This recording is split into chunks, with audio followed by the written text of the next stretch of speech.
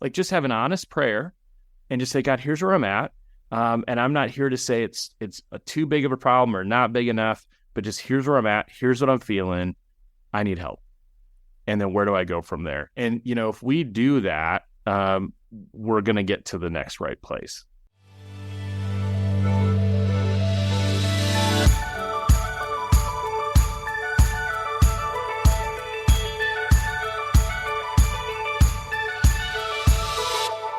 Hello, and welcome to the Shifting Culture podcast, in which we have conversations about the culture we create and the impact we can make. We long to see the body of Christ look like Jesus. I'm your host, Joshua Johnson. Go to shiftingculturepodcast.com to interact and donate. And don't forget to hit the follow button on your favorite podcast app to be notified when new episodes come out each week.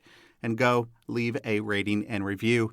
It's easy. It only takes a second, and it helps us find new listeners to the show. Just go to the show page on the app that you're using right now and hit 5 stars. Thank you so much. Previous guests on the show have included Sharon Hottie Miller, Jim Wilder, and Josh White. You could go back, listen to those episodes, and more. But today's guest is Jason VanRuler. Jason VanRuler is the author of Get Past Your Past, How Facing Your Broken Places Leads to True Connection. He began his career in 2011 and has worked with many populations over the years, ranging from persons who are incarcerated to top CEOs, performers, and artists, and just about everyone in between. Jason has extensive experience as a clinician, coach, and speaker, and operates a multi-site private practice. In 2018, Jason joined Bethesda Workshops in Nashville, Tennessee, where he serves as a group leader and facilitator.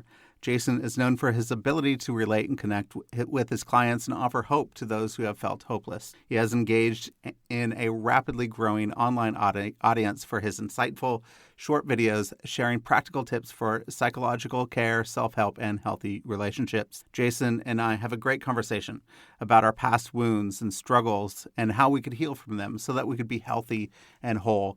We could find Christ in the dark places of our lives as he enters into the suffering with us, and he will be there to lead us into the next step.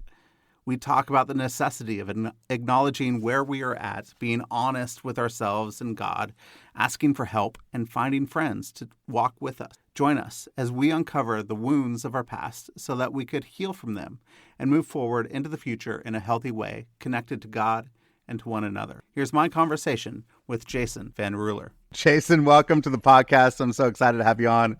Thank you so much for joining me. Thank you, Joshua. I have been looking forward to this. It is great to talk with you and to talk with someone located relatively close to where I'm at. So that's great too. Yeah.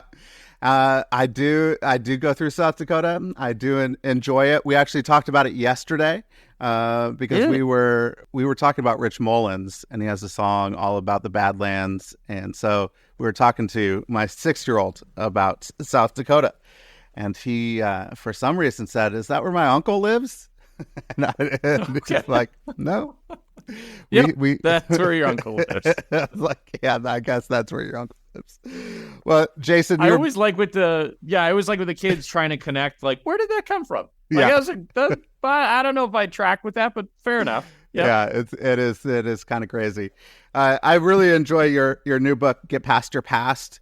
It is something I think that's really important for all of us to reckon with our past so that we could move forward in healthy ways, that we could live in the now and the present in ways where your past isn't always affecting you in your daily rhythms and your patterns, your relationships with other people. Why did you decide that you personally had to reckon with your past and walk this path of healing so that you can have an adult life that looks healthy with healthy relationships? Well, it was a lazy Saturday, and I just thought, what else should I do with today? Exactly. Yeah, I was all caught up on TV shows and Netflix, and I thought, why not? I think for me, I just saw how, I grew up in my childhood. My parents divorced early on, resulted in a lot of chaos and volatility. And so I kind of came out of that, and I knew I didn't want that, but I really didn't know how to do it differently. And so what I kind of kept finding is as much as I would try to run to the next thing or run to the thing I thought would be better, boy, all that old stuff kept coming back. And so it was kind of like, the Scooby-Doo shows where they're like, well, who's the bad guy? And it's always the same person with a different mask. And I was just so tired of the same villain in a different mask. And so I think for me, that kind of was the catalyst to, okay, how do I really deal with this so that it doesn't keep happening like this? And along the way, the question really got to be about, everyone has a past. How do some people actually take that and use it to make them better versus how does that keep other people stuck? And so for me, becoming a therapist, that was really the question I've been trying to answer for a long time is how do we use it for good instead of to hold us back? Well, then how do we use it for good? How can we walk into the trauma and the difficulties, the broken places of our past and have it be used for good for our life now? Yeah, the challenge is that certainly there are bad things that happen to us, and so I don't want to do that thing that those self-help guys do, where we go, it's all good, it's all great. It's like, well, but actually, Jason, that wasn't awesome. There are going to be bad things that happen. I think what I've found in both my own life and clinically and working with a lot of different people is that the people who use their past for good tend to take whatever lesson or good they can from it and then leave it. So they have a different relationship with it. And that usually is one where they can see it a little more objectively and with a little more awareness than they saw it when they were in it, right? When we're in a car accident, for instance, it can be easy to feel like car accidents happen all the time, that they're super scary and dangerous. And we get a little ways away from that. We say, actually, it's a lot more rare. It does happen. There are some things I can do to try to avoid that. But at the end of the day, it is not as intense as I felt when I was in it.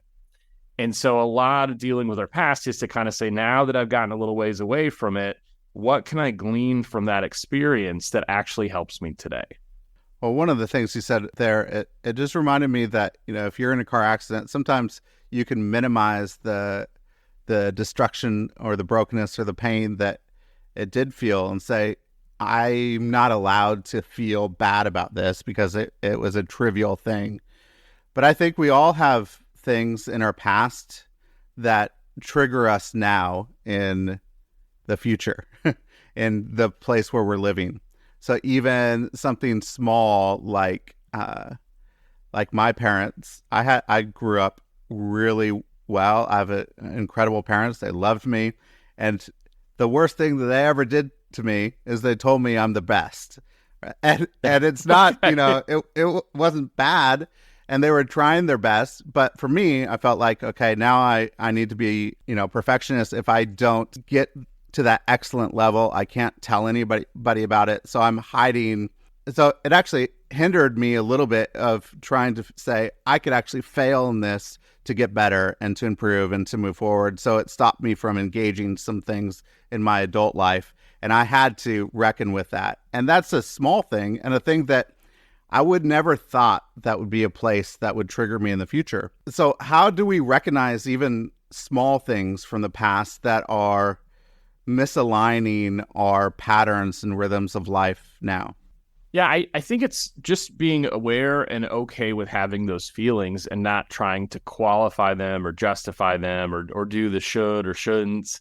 If it matters to you, it matters. And that's not to say you have to hang your whole life around that. But if you find yourself in a situation where you say, there's this theme or there's this pattern in my life, Jason, where I'm consistently afraid to take a risk because it seems to threaten me being perfect. Okay. All right. I mean, you don't have to say, and, do I get to feel that way? I don't know, man. You feel that way. Right. And so if you feel that way, what do you need to do with that? What is that telling you about what needs to happen in your life right now to deal with it? So how do we recognize the feelings that we feel? And how do we become aware of those things so that we can start to unearth the past? Yeah, that's I get asked that question a lot. And I always tell people, I used to own a recruiting company before becoming a therapist. I haven't always been this guy. And so I know what it's like to hear people say, well, just like think about it or feel it or talk about it, and just to say, well, I have no clue. I don't know what you're even talking about right now. And so I think sometimes a couple of approaches that are helpful is, do I know what I'm feeling? If I don't, do I know what I'm not feeling? Okay, so sometimes it's easier to identify what we're not feeling. Well, I know I'm not angry. I know I'm not sad. And okay. The other thing is, if we don't really know what we're thinking or feeling, is there a song? Is there a movie? Is there, a poem, an essay? Is there a tweet? Whatever that thing is there some other thing that really captures how we're feeling? So maybe we can't kind of self-identify, but we might say, yeah, I don't know how I'm feeling, but I know when I listened to this song today, that was it. So we can even just start there and just say, what about that connected? Or can I really relate to somebody? So I think how we begin to learn to do that is we find places that we can relate to first, and then we start to develop our own language for it. Yeah. Well, that's really good to find those things of common places where we could relate to something in songs, movies, things that we could start to identify emotions. A lot of times when we haven't dealt with the past, we get triggered. And even if we have dealt with the past, we get triggered in the same ways over and over. It feels like this is my core fear. I'm getting triggered in this. So when you get triggered in whatever your core fear is, whatever the pain point that you feel, and you start to react emotionally, what are some ways to start to deal with those triggers that are healthy, that don't lead to avoidance or they don't lead to overreacting? What can we do to walk in those ways? Yeah, it's a great question. I think really the first thing to do is just to create space to experience that. Because we all do that thing, right? Where we go, I don't want to think that, or I felt this way before. And so we just shut it down, which is, it's interesting because it only makes it worse. Yeah. So if I said, hey, here's what I want you to do is I want you to not think about an elephant right now. You're thinking about it because I just told you not to. And so I think kind of the first thing to do is just to say, like, there's space for me to feel that way. That's okay. I feel that way. I don't have to do that thing where like I argue if I should or shouldn't feel that way. I just do. And then is there something I need to do about that? So often there is nothing you need to do about it. You just say, I'm kind of activated. That reminds me of this, makes me a little bit sad. Is there anything I need to do about it? No, there isn't, right? There's nothing I need to do about it right now. Or, there is something I need to do about it. I need to say something, or I need to go do this. And then the other question is just kind of, if I were to use what I'm experiencing to grow or to be better, what would I do now? Right. So I'm activated and I just feel really unsettled and I'm struggling. And so if I use this for good, what would I do? Well, I think I'd go for a walk. I'd go for a walk because that's healthy and I'd probably clear my mind. Okay, awesome. Go do that. Walks always help, especially out in the sunshine.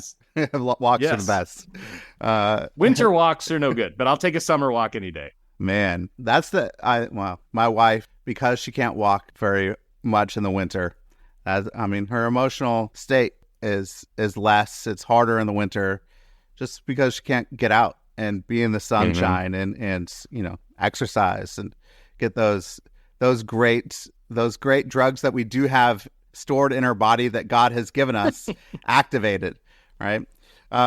So we need to activate some of those things, but also I think, what is our relationship when we have a relationship with Christ? Christ identifies with us in his suffering. He's a suffering Christ, and so we identify with him in our suffering as well. How does being a believer in Christ and the suffering that we engage in with him, how does that help us deal with things of the past? Yeah, I tell people this, and I always kind of joke that I'm not volunteering, but I think for myself and for most of the people I work with, we find Christ in those dark places. That's really where it's obvious and evident. And again, I'm not volunteering. I'm not saying like, hey, God, I'm looking for a hard time. But I do think that we have to have both. And so to want a faith that never has difficult spots or suffering is probably not to have the kind of faith we're called to. Yeah. The kind of faith we're called to is to go to those dark places, but to know that we're not alone in that. And so it really is an invitation to a deeper relationship if we allow that. So what does it look like? So say I'm in a dark pit and how do I say, Christ, you're with me here in this when I feel hopeless and alone and desperate? Yep. Well, the first thing is we don't pray for a pillow and a blanket in the dark pit. We pray for a ladder. So the thing is that sometimes we're tempted to get really comfortable in a place we shouldn't be comfortable. And so I think really what we look for is, okay, God is with me. I have this ability to pray and to communicate. And really, what is the next step we take together? And so instead of saying, how do I make this place more comfortable? It's how do I take the next right step? Because otherwise what we do is we just try to find a way to live in the space. And I don't think we're called to that either, right? I don't think God says like, hey, I just want you to live in the pit for the rest of your life. Hang out there. I think it's a ladder thing. And so it's, I will help you with that if you're willing to take a step. Mm. Yeah, we kind of identify with the pit, right? In the Old Testament stories, we have Joseph in a pit. We have Daniel in the lion's den. He's in a pit with a bunch of lions, and God saves them through other people and through, things that he does with lions that don't hurt Daniel. But we often think, oh, if I'm in the pit, that means that God is with me. It's okay. And I could stay in there and I could live in that place. So what does that next step look like so that we can move out and into a future? Like Joseph needed to get out of the pit to actually become second in command in Egypt, to save his family and everyone else for 7 years when there was going to be a big famine. And so he had this purpose in his life, and this purpose wasn't to stay in the pit. How do we figure out, this is my next step, this is the thing that could start to help me get out of it?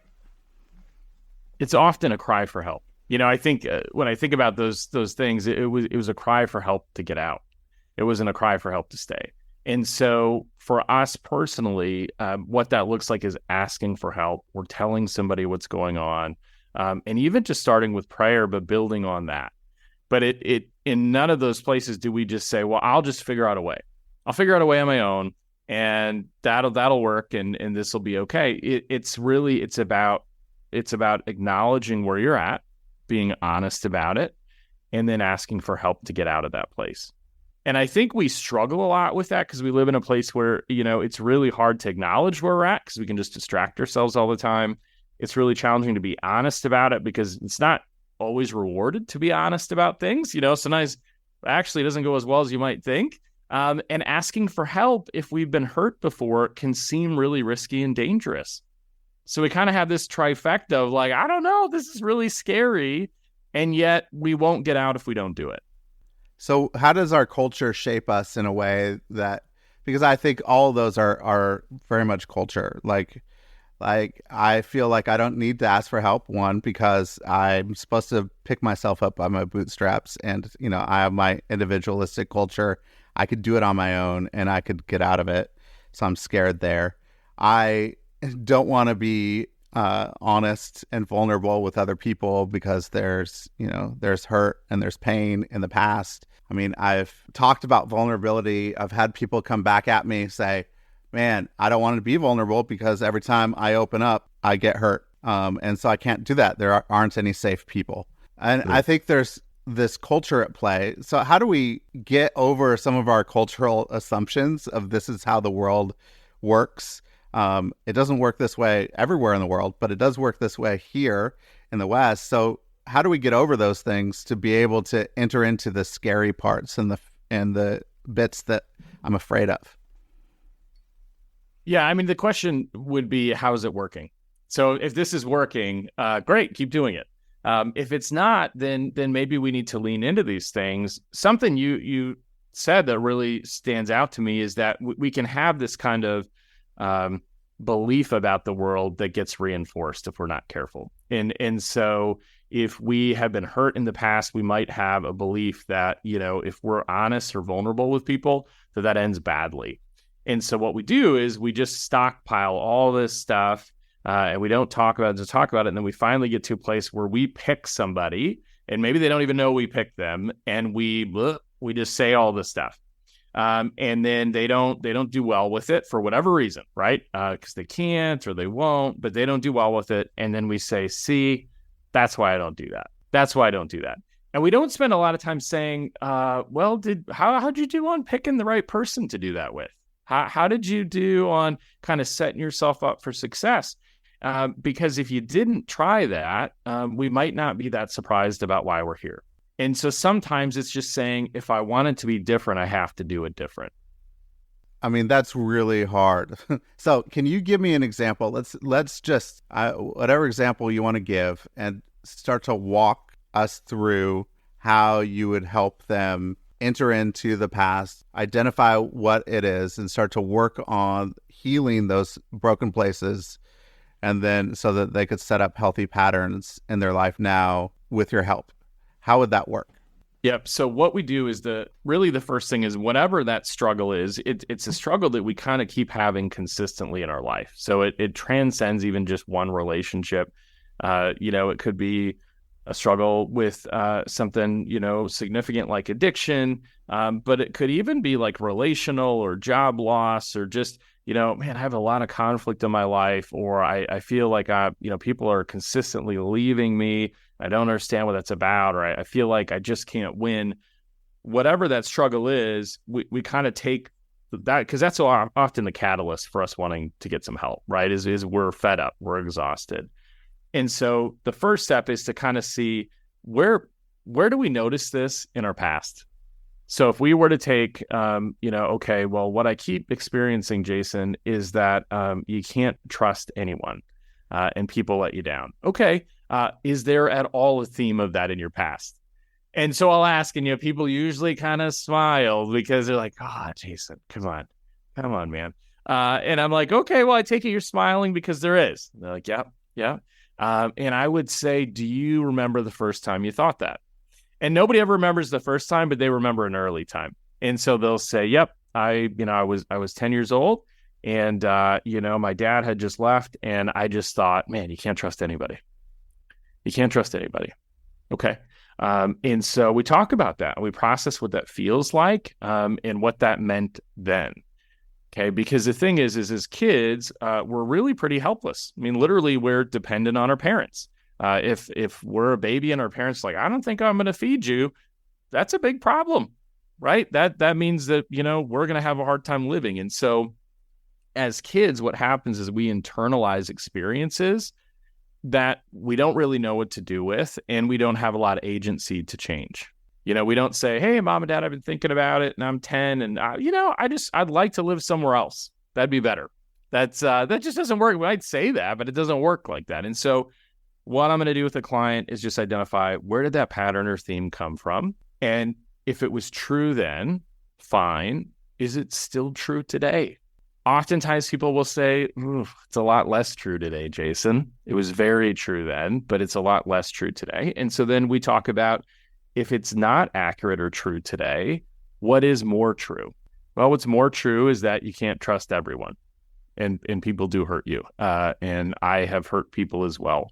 And so I can only do my best to try to protect myself, but I have to trust some people. Okay. And if we now can say that, how would that statement factor into our vision of the future? Well, if I could trust some people, I might try dating. If I could trust some people, I might talk to somebody about what's going on. And so it's really kind of that past, it's kind of owning the present and then casting a vision for the future. I think that's really helpful, and it's helpful to walk through so people see what it starts to look like. And oftentimes we like to try and do this on our own. Why is it important? I think in sometimes even small issues, but bigger issues, why is it important to have someone else there with us to walk us through some of these things? Because we just don't know what we don't know. And so the thing is so many times I talk to people and they say, well, it was just normal because that's where I grew up. Of course, that's what I knew. And then I realized at some point that it wasn't, or that it could have been better. And so I don't think we ever really get that unless we have somebody, a friend, a mentor, a therapist, somebody on the outside to kind of have a little bit more perspective than we did about the situation, because that's actually what helps us grow.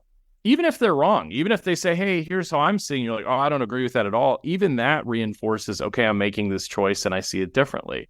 But we need a little bit of that friction and a little bit of that, hey, what about this, or perspective, to actually get a little more invested in what we're thinking and feeling. I remember I worked at a job, and so I was at this job, and they delivered boxes one day, and I didn't know what to do with them. And so I just set them by the desk. I was like, okay, here, just put this by the desk. I never did anything with them. So for like 2 months, I'm like shimmying around these boxes, trying not to trip over them. I just learned to live with them. And I had a friend come visit me from a different department, and he took one look at the boxes, and he's like, what are you doing? What are you doing? And I'm like, well, this is just how it is. These boxes are here now. They're part of my life. And you got to like step over this one and move past this one. And he's just like, oh man, I think I'd just move them over there. And I was like, oh, that's such a good thought that I never had. I just tried to live with it. And so I think that's a small scale example of what happens if we don't have other people in our life to say, you got to move those boxes. I'm watching you, Jason, trip over this and spill your coffee. You got to move the boxes. And so that is just a very valuable thing in our life that we only can get from other people. And so if we're afraid to make those connections, one of the things that we need, you talked about, is honesty, vulnerability to enter into these things. What is healthy vulnerability? And then how is vulnerability done wrong? And that's not helpful. Yeah, vulnerability is, it's super tough because, as you know, like it's a big catchword right now, we got to be vulnerable. You got to do that. And while totally, I think that's awesome. And I'm glad we're talking about it. It is a little more nuanced than we make it out to be. And so I kind of think of vulnerability in terms of a spectrum. And so there's a place on the spectrum where there's really no vulnerability, and then there's maximum vulnerability. And so I think if we don't even know that, we get in a lot of trouble because we just believe vulnerability is maximum vulnerability. And we say, hey, I want to be, vulnerable with you right now. And let me tell you what I had for breakfast and every thought I've ever had on my mind. And people are just like, I don't know what to do with this. This is a lot. And so what I'm talking to people about is we kind of have to qualify our audience. Is this an audience of people that want to hear it, B, can actually receive it, and C, are people you want their opinion? If they're not, that's okay. It doesn't make them bad people, but it just means that that's probably not the place to share your deepest, darkest secret, because it's probably not going to end well. But it's that spectrum, and I can see you relate because it's like it just is not as easy as just be vulnerable. I talk to a lot of leaders, and they say, well, I read all these books about if I'm going to be a good leader, I have to be vulnerable. So I went in and, I told the sales team that I was worried if we didn't hit our numbers this month that I'd be fired and the company would go under. And that didn't land very well. They're like, oh yeah, I know. Yeah, that didn't land very well. You're right. I think you didn't qualify the audience because they're probably not the people that want to hear that. That's really good. And you have to find those people, especially I think leaders, as I lead an organization, sometimes I need to find people outside of that organization to be vulnerable with, to bare my soul with. I have some people that I can do that, and it's really beneficial for the way that I lead and I work and how I live my life. And if I didn't have that, I think we do stuff those feelings inside if there's no outlet, and they get stored in the body in different places. They get all sorts of, things are really difficult for us. So that's fantastic to be able to figure out, okay, who are these people that I can be vulnerable with? And it's not always like full transparency to everybody all the time. If that was the case, we'd all just be walking around naked. And nobody wants that. Nobody wants that. I looked at myself in the mirror this morning and I said, no, not today. I got to find my audience. I'm not sure if I found it yet. I'm still hunting for the audience, but we'll get there. So as you move forward, what are some healthy patterns that we could have going forward? We've started to unearth our past. We've felt our feelings. We know what it is. And we started to heal. We've started to interact and talk to other people to walk us through these things. We have these steps to break these patterns in our life. And now we move forward, how do we do that? How do we create some action in our life, and that's not just stagnant and go, that was a nice reflection time for me. I'm finished. I don't have to do any more work in the future. Yeah, well, it's kind of like when you go to the gym and you lose some weight and you're so excited because you're like, hey, I lost 10 pounds. And you're like, okay, well, that was great. I'm done with the gym now. That doesn't work. It just doesn't work. And so when we start to get into this, what we realize is that the change actually, to make it sustainable, it needs to be systemic. And so it's always what I'm talking to people about is that's fantastic and wonderful that you've kind of done some of this stuff and you've looked at it and you've gleaned what you can from it. Now, how do we build a life in which we have some people and some things that are going to continue to require us to show up in this way? Because if we don't do that, we'll just end up in the same spot years later. And so the thing is I tell people, kind of getting past your past is a lot more like brushing your teeth than it is having a procedure. It's just a daily thing. And it doesn't have to be a huge thing, but we need to have people and things in our life that just help us to continue to deal with it. And so I've got, just one of my very best friends. I talk to him at least once a week, but we talk, and halfway into the conversation, we usually talk for an hour, 30 minutes in, he says, okay, now it's your turn. And I'm like, what do you mean? And he's like, well, now it's your turn to talk. Like, what's really going on with you? And we're going to spend the next 30 minutes talking about it. That relationship has helped me so much because it's expected that we're going to do it. And that is not something I ever had before. And so when we start to build relationships into our life where people are going to ask questions and they're going to be interested and invested, this becomes a habit instead of a one-time thing. I have heard and I've experienced that it's really hard to make friends as an adult, and especially adult men, that adult men have a really hard time with making friends and going deep. How can we engage and find somebody that would process with us and have it be expected that we're actually going to be talking about these things? It's a big challenge. I mean, most guys were like, we make friends in high school and that's it. We're like, well, that's done. Check that off the list. And either we stay friends or we don't. And then that kind of ends. So I understand the struggle both just for men and as a man. I'm like, I totally get it. What I talk to a lot of people about, though, is where are you trying to meet people? How often? And so what a lot of people say is, well, I'm not really doing anything. Like, well, it's a little unlikely that a friend will just knock on your door and try to have a deeper relationship. So I think where a lot of guys have success in finding this is doing activities and creating relationships around those activities. And it does take some time, but if you're not doing activities, and it could be whatever. I mean, it could be a sporting thing, it could be a hobby thing, it could be a faith thing, like, doesn't really matter. But if you're not consistently getting in a group of men to build some of those relationships, you're just not going to have them. And so I think a lot of men are like, well, how do I kind of like circumvent that and not have to actually do that? And it's like, you can't. I mean, I'm so sorry, but you have to be meeting people to develop those relationships.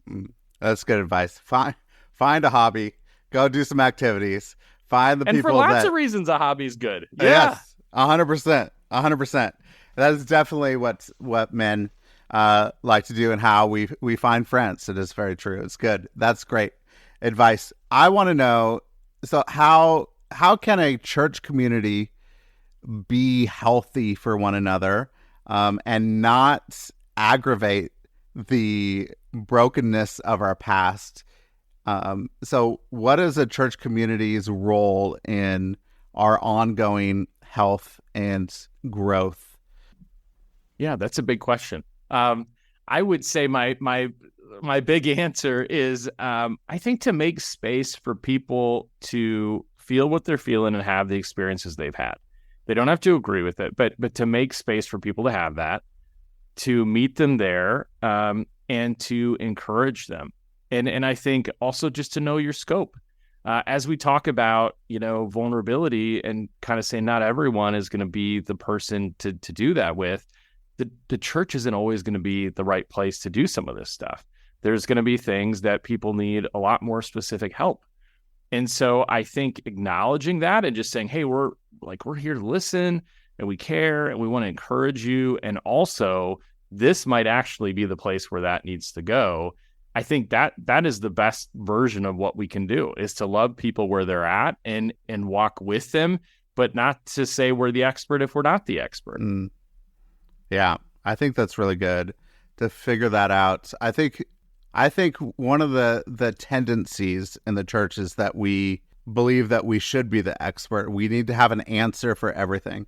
And we don't have an answer for everything, to be honest. Like, we just don't know it all, and it's okay not to know. And so how do we get over that place of saying, I have to always have an answer? Because I think that people often just give bad advice and say, here, I'm just going to give you the answer because you need to hear something. I have to say, Joshua, I love your question so much. So good. And so it's honestly like, just, you're getting really to the heart of the thing. And here's what I'm going to say is, if we always have the answer, then I guess we don't need God. And so for me, I don't think we're supposed to always have the answers. And I think sometimes we have, the ability to point someone in a different direction. And I think that we might desire to always have the answer. But the problem with always having the answer and then having the wrong one is that we continue to not see people where they really need to be seen, because we're not speaking from a place of authority. We're not speaking from a place of experience. And so what happens, and something I've seen with people who are, hurt by the church, is they're missed, because we're talking from a place of inexperience. And so in that place, the person who actually needs the help feels like they're not seen. And so I think the church actually can always see people where they're at, but they might not be the authority on how to help them get out of there. That's so good. I think we need to all hear that. That is so good. Thank you. If you could tell somebody, this audience, or the people that are reading your book, Get Past Your Past, what do you want them to get out of your book? Well, what I want them to get out of it is to just buy like a whole case of them for all their friends and family. That's really, I'm giving you a hard time. I'll tell you why I wrote the book. So I wrote the book because it's the book that I needed when I was a young man and had no clue really what to do. But what I really wanted to write the book for was, if I don't know where to start, what's the first thing I could do? This is the first thing you could do. And so my hope is that when people read the book, they get hope, that they feel hopeful and encouraged, and they begin to see that these things that we feel like hold us back sometimes can actually be the catalyst to something better. And they don't have to be the things that hold us back if we don't want them to. And there is a way to walk through that with God's help that's going to help you to get to that next place. And so, if you get nothing more out of the book, I think it would just be that there's hope, that you're not alone, and that there are steps you can take to make it better. Yeah, as you say, this was the book that you needed to read when you were going through some things. And I think oftentimes our biggest pains, God can redeem them. And those are the places of purpose later on in our life where we could help others through those same things. I've seen that happen over and over again, where people have a huge pain, brokenness. God redeems it. There gets health and healing. And as they move forward, they say, hey, I need to help other people in this place. And whether it's a career or just who they are in general, I think this is just a beautiful thing, that God can redeem those places and then give you a sense of purpose in those places as well. Yeah, and I think that's why God does that, is because then it just keeps going. Yeah, that's beautiful. If you could go back, Jason, to your 21-year-old self, what advice would you give? Sunscreen, Jason. You need to wear sunscreen a lot more often. Come on, you're pretty light complected. Okay, I'm guessing I was going to tell you that. But I'm glad you brought that up, and so I just didn't know how to say it. Thank you. Definitely sunscreen. I think the thing I would have wanted to just, I think the advice I would have wanted to give is to just ask the question that you need to ask. start there. I think for so long, I can speak for myself. I did this thing where I kind of tried to either my pain was too much or not enough, or it was not bad enough, or nobody could really understand. And so I did all this sort of thing to really avoid just saying, hey, here's where I'm at and here's what I need help with. And I wish it would be so much more complicated, but about the time I literally was like, hey, here's where I'm at and here's what I need help with, things started getting better. I mean, it wasn't just immediately overnight, but that really was the catalyst. And so I think what I would want to say is, like, you could even start with God. Like, just have an honest prayer and just say, God, here's where I'm at. And I'm not here to say it's too big of a problem or not big enough, but just here's where I'm at. Here's what I'm feeling. I need help. And then where do I go from there? And, if we do that, we're going to get to the next right place. Yeah, that's beautiful. Anything you've been reading, watching lately you could recommend? Yeah, John Acuff, big fan of his book. So Soundtracks is a book that he wrote pretty recently. Really liked that because I think it captures some of what we're even talking about, just about the things we tell ourselves about the world. And so I think that for me is something I talk to clients a lot about and people really relate to. And so, yeah, so I would say that book. Other things, yeah, I mean, I think I'm in a season of just trying to kind of understand, what it's going to be like to put this book out, what it's going to be like to take the next step. And so for me, just getting back in the Word and being really intentional about that has been helpful so that there can be a lot of purpose and meaning to what I'm going through. That's great. Jason, how can people connect with you, find your book, go get your book, buy a whole case for their friends and family? Where would you like to point people to? Yes. So you can do that. All the major retailers are going to have it, as well as the audiobook that I narrated, which was a pretty cool experience. So if you find yourself saying, I definitely want to hear more of Jason's voice, you're not alone in that. And there's an opportunity for you. If you are interested, so really, what this is all about is how do I work through these hard things and get connected? If you are interested in getting better connected or having better relationships, you should know that on all the social media platforms, but a lot on Instagram, my username is jason.vanruler, and I share either once or twice a day relationship, mental health, self-help growth tips to a pretty large audience. And I do that because I just want to make this stuff accessible. So if that's the thing for you and you're on social media, I think that could be really helpful. Yeah, it's good. You're up there. If I'm scrolling through Reels, yeah, every 5, every 10 is Jason VanRuler. So it's good. You poor guy, and you still wanted to talk to me. You're like, I've heard this guy enough. I don't need to talk to this guy. But it's good. I really appreciate what you're doing, what you're giving to the world. This book is fantastic. It's called Get Past Your Past. So I would recommend you go out and get that, and also heal the broken places of your past. Go and connect with others so that you can start to live in these healthy patterns and rhythms of your life, so that we could build more connection and there's more health together in community. So Jason, thank you so much for this conversation. I really enjoyed it. You were fantastic. So thank you so much. Yeah, well, thanks for having me. I love talking with you. You had some amazing questions, so appreciate it. All right.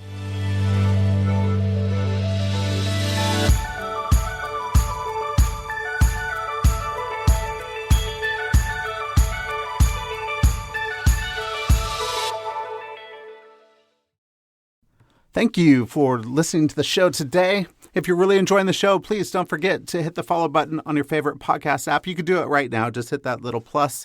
And then I would love it if you would leave a rating and review on Apple Podcasts. So you could go right now to the show and leave a star rating and review and let us know how you are enjoying the show. And find us on Facebook and Instagram. So if you want to connect, interact, I post a lot of quotes and different things that you could actually interact with the episodes and let me know how you are enjoying the show.